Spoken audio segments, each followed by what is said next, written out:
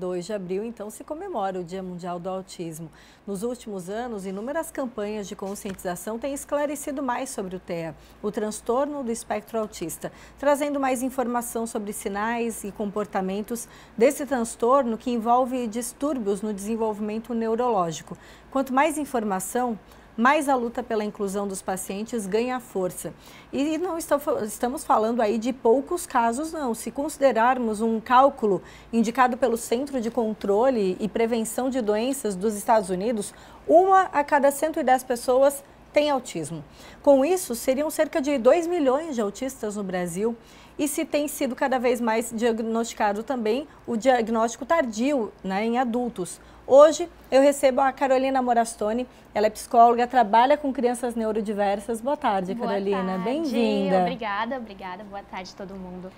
Para a gente tratar de um tema que é tão importante, né, que é o transtorno do espectro autista, a gente está dando luz a esse tema num dia especial, né, um dia de conscientização, mas quais são os sinais, quais são os comportamentos que a gente pode observar, seja numa criança ou seja no adulto? Imagino que deve diferir também, né? Sim, a criança a gente tem já um conhecimento bem maior, né? Porque se fala muito da criança autista. A gente até estava acompanhando antes o programa anterior, onde a mãe, né, que participa da Onda, estava falando como é difícil ser adulto autista, porque não se fala disso, a gente não tem pesquisa, a gente não tem campo científico ainda para isso, né? Mas as características são bem pontuais, assim, seguindo o DSM, que é o Manual de Diagnósticos Médicos, né?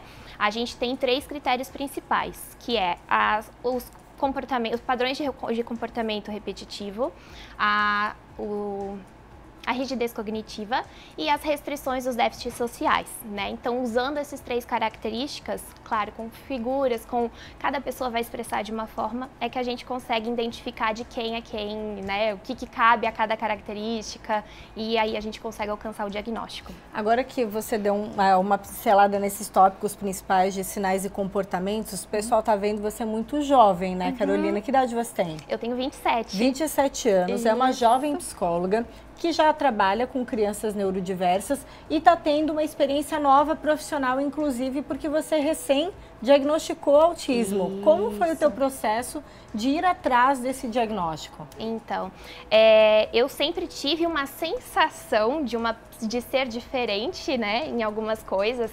Eu sempre me comparava muito com as pessoas ao meu redor, minhas amigas, enfim. E aí, trabalhando com esse público, eu comecei a notar que essas características realmente elas estavam muito evidentes e comecei a problematizar as minhas questões e tentar olhar. Beleza. Então, tá, eu sou ansiosa, isso é fato, né? Sempre trabalhei, sempre fiz terapia em relação à ansiedade. E a gente nunca alcançava um objetivo, assim, concreto, porque a minha ansiedade é um sintoma secundário ao autismo, e hoje eu entendo. Mas antes era uma coisa que eu ficava, meu Deus, eu que sou um problema. Então eu comecei a olhar para isso. Beleza, eu tenho algumas questões sensoriais, né? Tenho algumas questões, às vezes eu tô numa passeada com os amigos e tal, e eles brincam até, meu Deus, acabou a bateria social, né? Me excluo, fico mais quietinha, dou umas risadinhas mais amarelas, assim, que eu já não tô mais tão afim. E aí a gente trabalha sempre com essa questão, né, de que a pessoa tem muito essa máscara, assim, social. Agora, você conseguiu, adulta, perceber esses sinais e comportamentos. Eu imagino que o grande desafio é os pais observarem isso nas crianças, que acabam não conseguindo descrever isso com tanta clareza.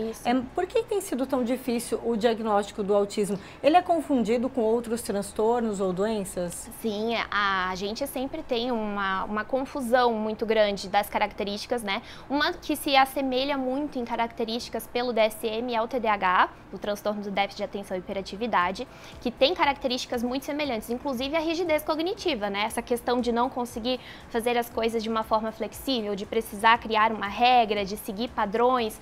Então, o que se difere mesmo é a questão da sociabilidade, as interações sociais, né? Que é o que se evidencia em muitas pessoas. E aí, a gente vê que essa é uma questão que a gente acaba fazendo com que o número seja menor e também pela questão social, né? Eu, por ser uma menina autista, por exemplo, era comportadinha em sala de aula, então o professor nunca se olhou atento, nunca prestou atenção, eu não tinha problemas. Você ficava dentro do que se esperava em sala de aula, isso, né? Eu sou uma garota comportada, inteligente, recatada. Estudava. Isso, tirava boas notas, tinha dificuldade sim, em algumas questões, sempre precisei fazer atividade de reforço escolar e tudo mais, mas nada assim muito grandioso ao olhar deles.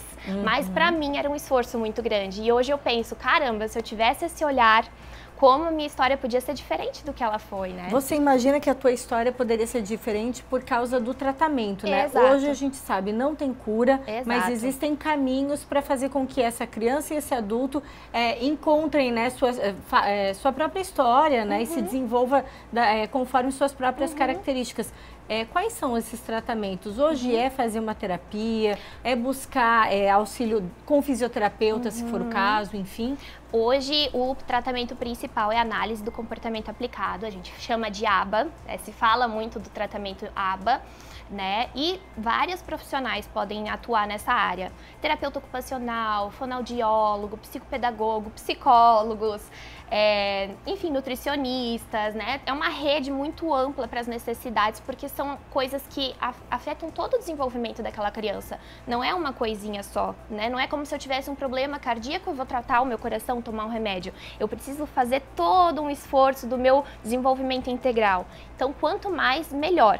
Porém, para o adulto, a gente já não tem conteúdo científico para saber se é válido o ABA, se a terapia ocupacional ajuda a gente, né? Então, é uma coisa assim que eu tenho me adaptado por estratégias próprias e que os outros adultos, que eu acredito que também tem alguns pais que falam comigo, também falam que buscam suas próprias estratégias, indo na terapia, conversando sobre isso.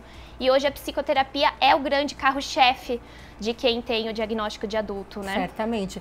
A Carolina está usando uma camiseta que é, né, TEA, né? Que a gente falou, transtorno do espectro autista.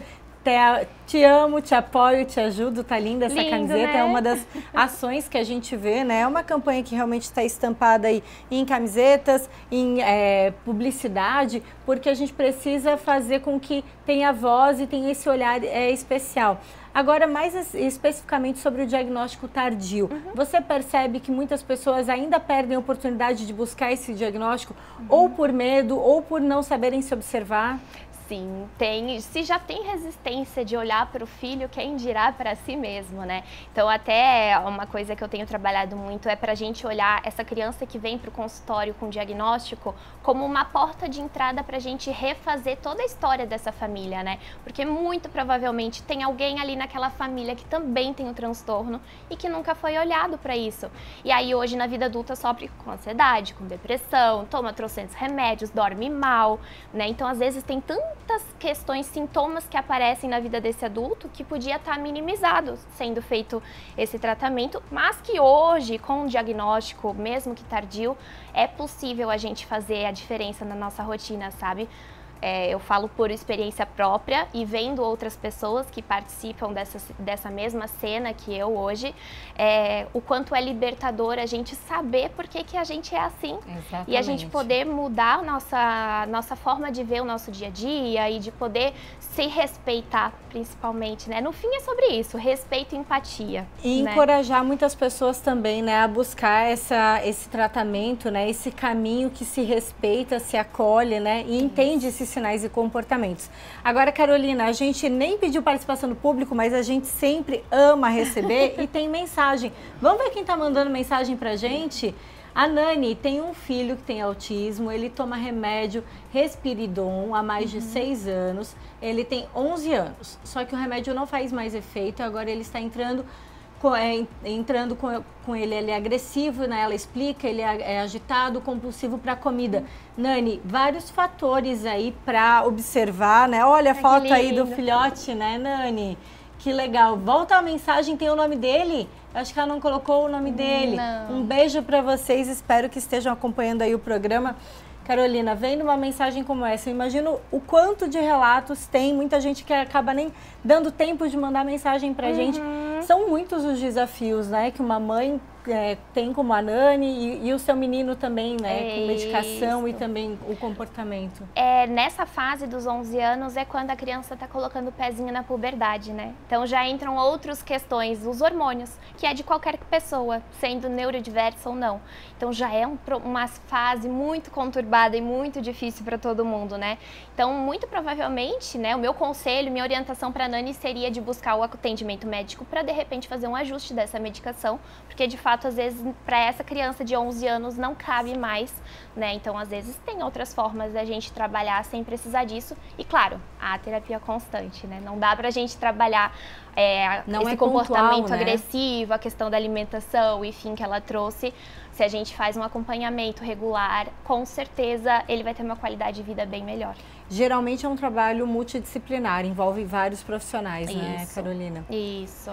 E sobre o diagnóstico tardio ainda, ele é demorado? Por exemplo, quando você começou a observar, né, os teus comportamentos, que já é na infância, mas até então você não tinha se percebido, quanto tempo levou essa tua busca? Na verdade, eu tive a sorte de contar com pessoas que estavam me assistindo antes mesmo de eu procurar. Então, algumas colegas da profissão começaram a me pontuar, algumas amigas da profissão, né? Uma questão muito forte para mim, por exemplo, foi o medo de dirigir. Nunca passei por trauma nenhum e não conseguia, né? Hoje eu sei que é por causa das luzes, do movimento, das placas, enfim. E as pessoas me pontuando sobre isso, falando, vai lá investigar. Eu comecei a me levar a sério. O meu atendimento foi feito com uma psiquiatra especializada em diagnóstico tardio. Eu busquei ela pela telemedicina, então foi um acompanhamento online. Eu ainda faço esse acompanhamento regularmente. A gente foi desenvolvendo uma troca de conversa, enfim. Junto com isso, eu entrei com o relatório da minha psicóloga, que já me acompanhava antes, que fez uma avaliação sobre o meu desenvolvimento. Então, minha mãe respondeu questões sobre minha infância, eu trouxe relatos. Depois disso, eu olhei vídeos de quando eu era criança, tava lá os fazer um resgate, né? Eu lá toda autista, nunca percebi, menina. E é bom você compartilhar, porque você encoraja também as pessoas a buscarem esse diagnóstico, mesmo que seja tardio, e também acaba conversando e entendendo que muitas mães e pais passam nos cuidados com os seus filhos autistas, né? Isso, e aí juntando tudo isso, né, esse relatório, esse olhar para minha família, para o meu desenvolvimento, o diagnóstico veio no final do ano passado, ali por setembro mais ou menos.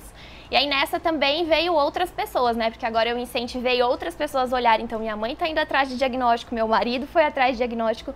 Meu marido também é uma pessoa neurodivergente, já tinha o diagnóstico de TDAH, agora a gente descobriu o autismo também. Então, por isso que a gente se dá tão bem, né? Ele até tá ali. Filmando, tá aqui nos bastidores. Meu apoio emocional, um do outro a gente fala, né? Enfim, é isso. Para a gente encerrar, agora você tem levado muito dessa mensagem, né? Como psicóloga já trabalhando com crianças neurodiversas, mas também levando a sua própria experiência e vai estar até em cidades aqui da nossa região, né? Palestrando, né, Carolina? Isso, na sexta-feira agora a gente vai ter o seminário, o primeiro seminário direcionado a famílias e pessoas autistas de Rodeio a Piúnas, Curri região. Então eu estou bem feliz, eu vou trazer uma palestra falando sobre o futuro da pessoa autista, já trazendo justamente esse diálogo sobre o diagnóstico tardio, o que tem de características para a gente olhar, daí vou conseguir explicar um pouco melhor, né? Porque aqui a gente não consegue discorrer todas as características e tudo que a gente pode olhar com mais atenção. Então vai ter bastante espaço ainda para a gente dialogar com isso. E no sábado a gente vai começar também a Rede de Amor, que é um projeto com mães atípicas, pais também estão mais que convidados, é claro, para toda a família, né, participar. Então vai ser uma situação bem diferente, bem legal para a gente começar a trazer essas famílias para se olharem mais, para se cuidarem, para terem rede, para serem acolhidas e poderem acolher, né? Legal. Carolina, muito obrigada pelas informações. A gente conversou com a psicóloga Carolina Morastoni, que está trazendo o relato dela, a experiência. E ao longo do mês a gente também conversa com vários outros profissionais e ações que acabam apoiando a causa do autista. Tem mensagem da produção aí? É isso, pessoal? A produção tem mais mensagem? Ah, aqui ó, Jason, a Carol é fantástica, faz parte da nossa família, cuida da minha filha Maria desde os 3 anos, é incrível. Tô vendo que os pacientes estão tudo vendo, né? A psicóloga Carolina aí no ar, obrigada pela mensagem, Jason, aí falando da filhinha da Maria, né? De 3 aninhos. Um beijo pra beijão para todos vocês. Obrigada pela presença mais uma vez, Carolina. Um beijo especial também para a Sara, que está me acompanhando, que é mãe do Enzo. Ela que incentivou eu estar aqui falando também sobre o autismo. E acho que é isso, sabe? A gente precisa juntar as nossas forças, trazer as famílias para falar, precisa dar voz para essas pessoas, porque é assim que a gente vai conseguir, de fato, transformar o mundo, né? Certamente, que é o que a gente quer. Certamente. Obrigada mais uma vez.